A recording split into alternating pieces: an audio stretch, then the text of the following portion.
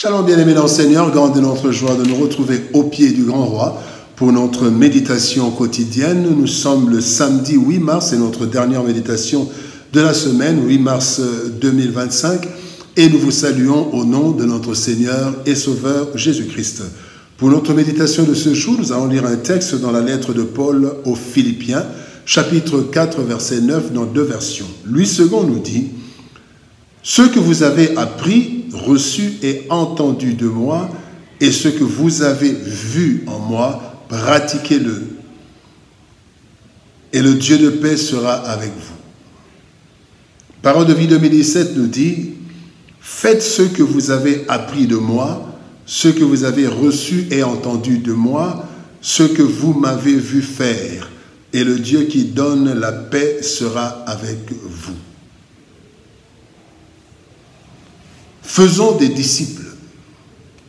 Faisons de disciples, tel le thème de notre méditation de ce samedi 8 mars 2025. Bien-aimés dans le Seigneur, il y a un ordre divin suprême qui a été donné aux disciples et par eux à tout chrétien.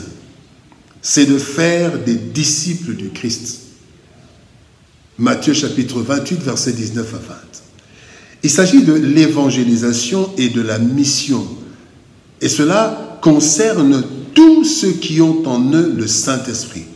Acte 1, 8, vous recevrez une puissance, le Saint-Esprit survenant sur vous.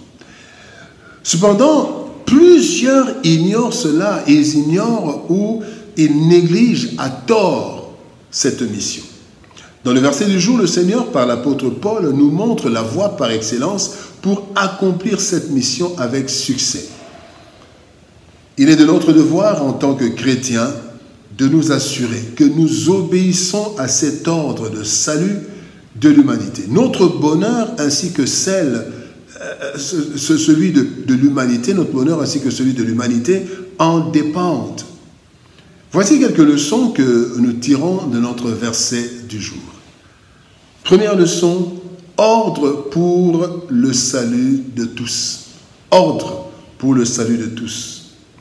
2 Pierre chapitre 3 verset 9 nous dit « Le Seigneur ne tarde pas dans l'accomplissement de la promesse, comme quelques-uns le croient, mais il use de patience envers vous, ne voulant pas qu'aucun périsse, mais voulant que tous arrivent à la repentance. » Dans son amour, Dieu a décidé de sauver l'humanité, et pour cela, il a envoyé son Fils unique, Jésus-Christ.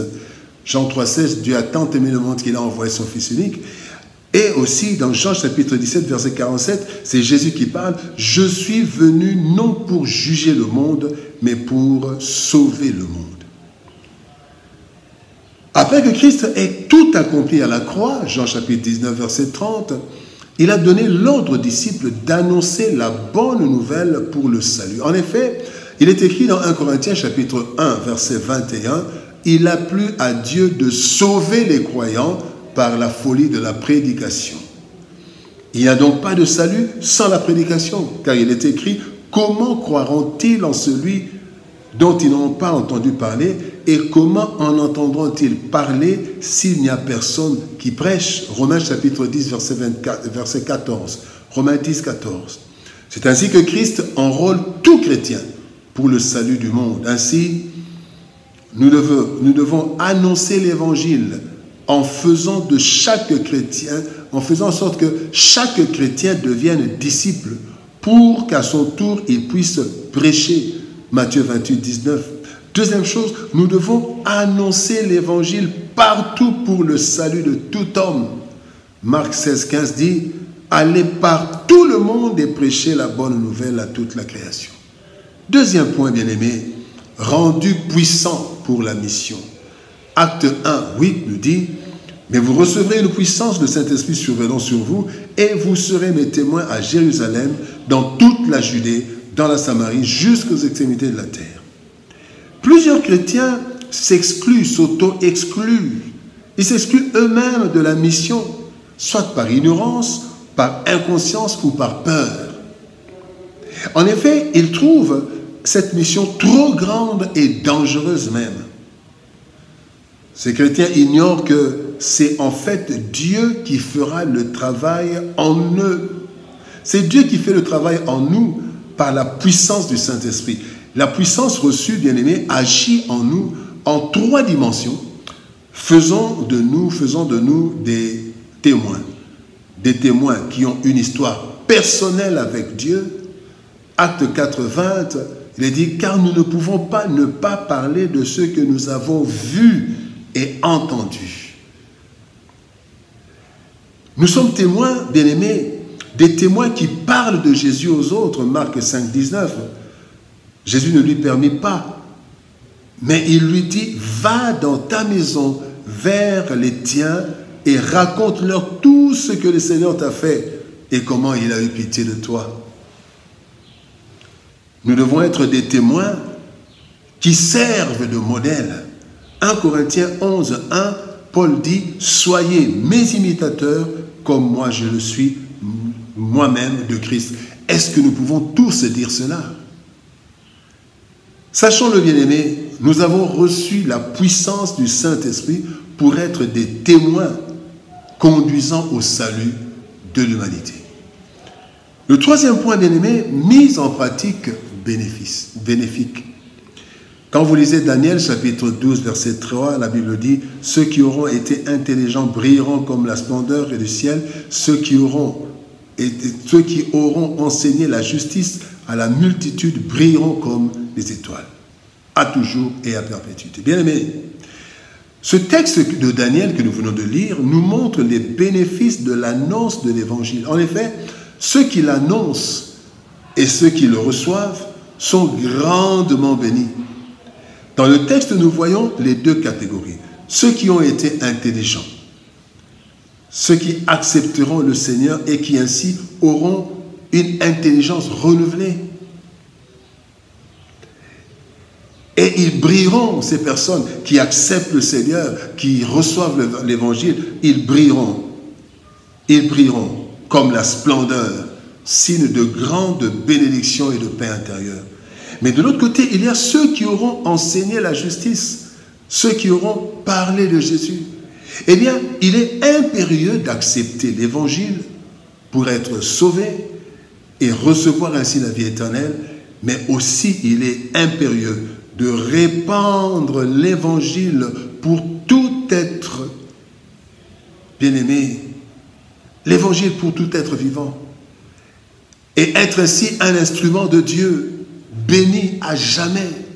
Bien-aimés, faisons des disciples. Faisons des disciples, bien-aimés.